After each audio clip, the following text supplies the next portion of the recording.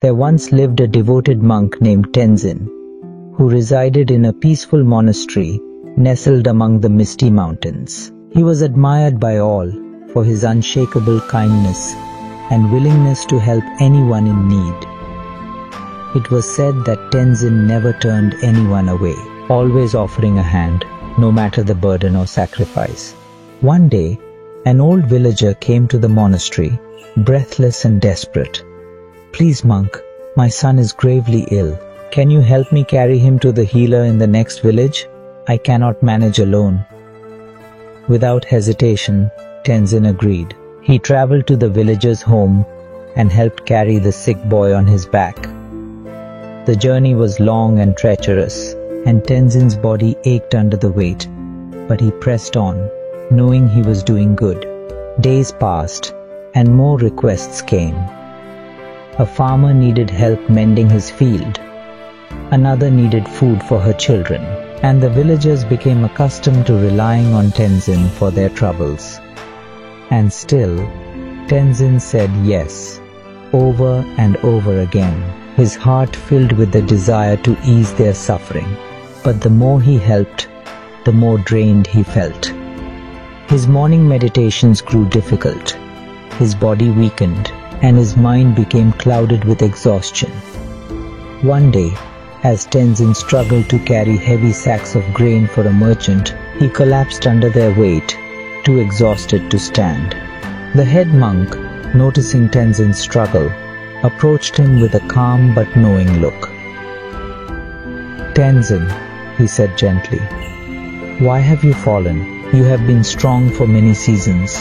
What has changed?" Tenzin, ashamed, responded, "I have been helping others, as you taught me. I wanted to bring them peace and relief." The head monk smiled, but shook his head. "You misunderstand the teachings, Tenzin. Helping others is noble, but when your own cup is empty, you cannot pour water for anyone else. You are draining yourself for the sake of others, and in doing so, you are losing yourself." Tenzin frowned, confused. "But isn't it my duty to help those in need?" The head monk placed a hand on Tenzin's shoulder. "You must learn the balance. When you sacrifice yourself entirely for others, you do more harm than good.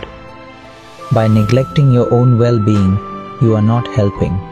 You are becoming lost. Helping others can ruin your life when you forget that you too deserve care.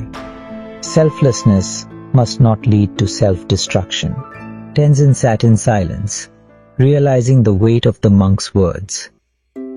His intention to help had been pure, but his lack of boundaries had caused his spirit to wane. The head monk continued, "True wisdom lies in knowing when to help and when to step back.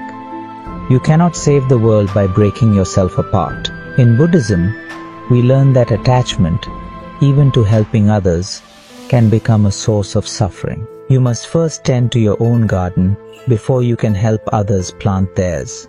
In time, Tenzin regained his strength and adjusted his approach. He continued to help the villagers, but with the wisdom of balance. When he felt his energy depleting, he learned to say no, understanding that in doing so, he was preserving his ability to say yes when it truly mattered. The villagers, at first frustrated by his refusals, eventually came to respect Tenzin's boundaries.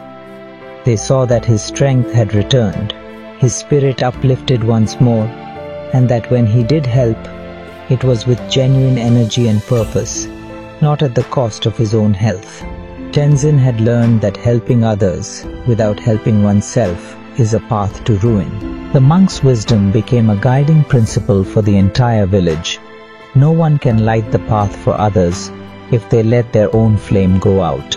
And so the balance was found, a lesson that echoed through the valley.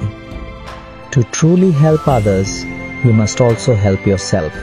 Moral of the story: helping others is a noble pursuit, but unchecked, it can drain your spirit, leaving you empty and lost. Learn to balance your kindness with self-care, for only then can you give fully without sacrificing yourself.